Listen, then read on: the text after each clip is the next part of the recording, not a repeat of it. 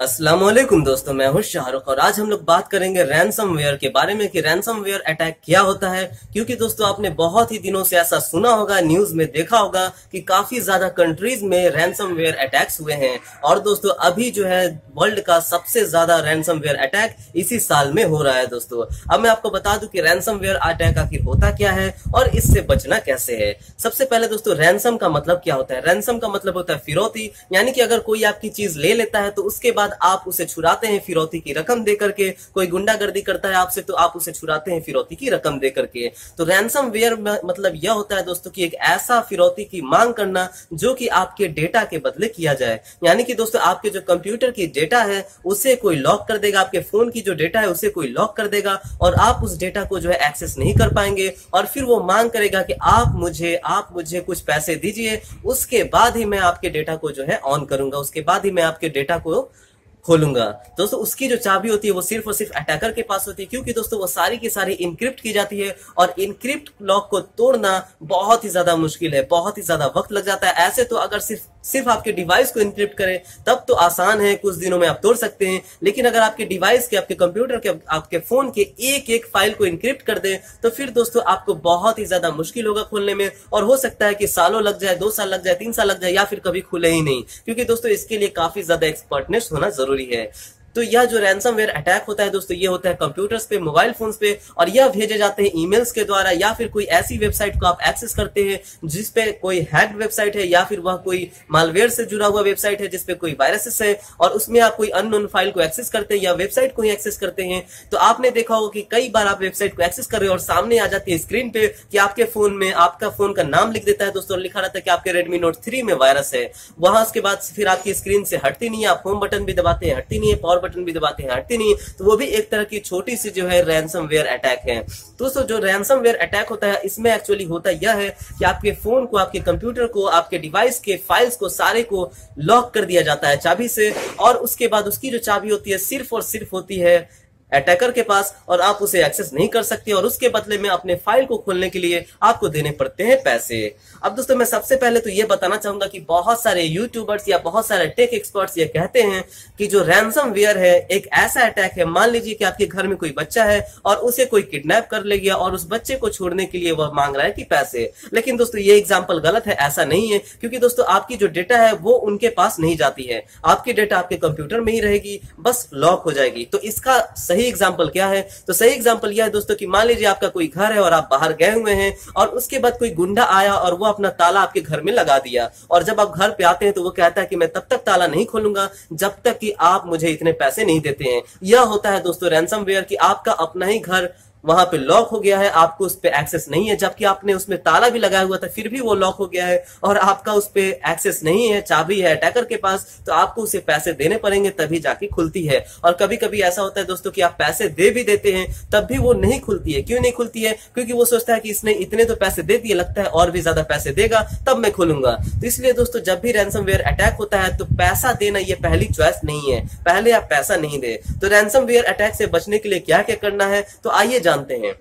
दोस्तों सबसे पहला जो स्टेप आपको लेना है रैनसमवेयर बचने के लिए, तो रैनसमवेयर अटैक होने से पहले स्टेप लेना है। यानी कि दोस्तों अगर आपको लगता है कि आपके ऊपर रैनसमवेयर अटैक हो सकता है, या फिर आपको लगता है कि आपकी डेटा जो है काफी ज्यादा कीमती है, यानी कि अगर ऐसा डेटा है आपके पास जिसके बदले में आपको जो है काफी ज्यादा धमकाया जा सकता है, जिसके बदले में आपसे पैसा लिया जा सकता है, तो उस डेटा को आप पोर्टेबल हार्ड डिस्क में, पोर्टेबल पेन ड्राइव्स में बैकअप कर लें। अगर आपका फोन है दोस्तों तो पेन ड्राइव वगैरह में बैकअप करके रखें और वो पेन ड्राइव को डिस्कनेक्टेड रखें। अगर आपका लैपटॉप है दोस्तों तो पोर्टेबल हार्ड ड्राइव में रखें और पोर्टेबल हार्ड ड्राइव को भी डिस्कनेक्टेड रखें। यानी कि दोस्तों वो जो हार्ड ड्राइव होना चाहिए वो ऑफलाइन होना चाहिए, क्योंकि दोस्तों जो ज्यादातर रैनसमवेयर अटैक्स होते हैं वो होते हैं ऑनलाइन। दोस्तों अगर आप ऑनलाइन अटैक का शिकार बनते हैं तो आपकी हार्ड डिस्क तो अलग रखी रहेगी, तो आपका डेटा जो है वो सेव रहेगा। तो आप हमेशा दोस्तों कोशिश कीजिए कि हर हफ्ते या 3 दिनों में, 4 दिनों में आप अपने कंप्यूटर के या फोन के डेटा को बैकअप करते रहें। अगर आप बैकअप करेंगे तो अगर आपका रैनसमवेयर अटैक होता भी है, वो पैसे मांगता भी है, चाहिए, तो आपको कुछ नहीं करना है, आपको बस उस हार्ड डिस्क को पूरा का पूरा फॉर्मेट कर देना है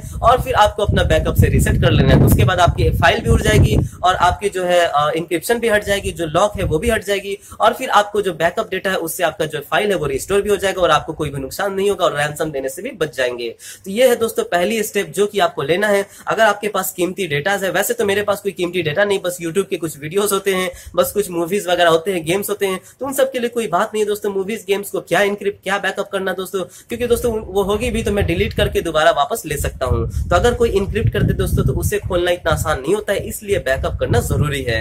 दूसरी चीज क्या करना है दोस्तों, हमें दूसरी चीज ये करना है कि अगर आप कभी कंप्यूटर चला रहे हैं, लैपटॉप चला रहे हैं या फिर अपना फोन चला रहे हैं और अगर आपको कहीं पे भी ऐसा पता लग जाता है कि रैंसम अटैक हो रहा है, कहीं पे देख रहे कि ऑटोमेटिकली इंक्रिप्शन शुरू हो गई है, तो उसी वक्त दोस्तों फौरन आपको अपने लैपटॉप की बैटरी निकाल देनी चाहिए। कंप्यूटर पे है तो प्लग खींच देनी चाहिए, या फिर अगर आप मोबाइल पे हैं तो आपके पावर बटन दबा के या बैटरी निकल सकता है तो निकाल दीजिए, या फिर पावर बटन दबाए रहिए और अपने फोन को जो है एक बार ऑफ कर लीजिए। कम से कम इतना कर लीजिए। या फिर अगर वाईफाई पे है तो वाईफाई को बंद कर दीजिए, नेट कनेक्शन हटा दीजिए। अगर आप लैन केबल पे है तो लैन केबल निकाल दीजिए। मतलब कि आपको कंप्यूटर को पूरा का पूरा उस वक्त ऑफलाइन कर देना है, आपके फोन को पूरा का पूरा ऑफलाइन कर देना है, ताकि जो है इंक्रिप्शन आगे नहीं बढ़ पाए। कुछ फाइल हो सकता है इंक्रिप्ट हो चुके होंगे लेकिन ज्यादातर डेटा बच जाएंगे इस तरह से, अगर आपको पता चल जाती है तब। लेकिन असल में ये जल्दी पता चलती नहीं है, क्योंकि उस वक्त हो जाती है जब आपको ध्यान भी नहीं रहता कंप्यूटर पे। तो जब इंक्रिप्शन हो जाए तब हमें क्या करना है दोस्तों, तो इंक्रिप्शन भी दो तरह के होते हैं दोस्तों। जो रैंसमवेयर अटैक होते हैं वो दो तरह के होते हैं।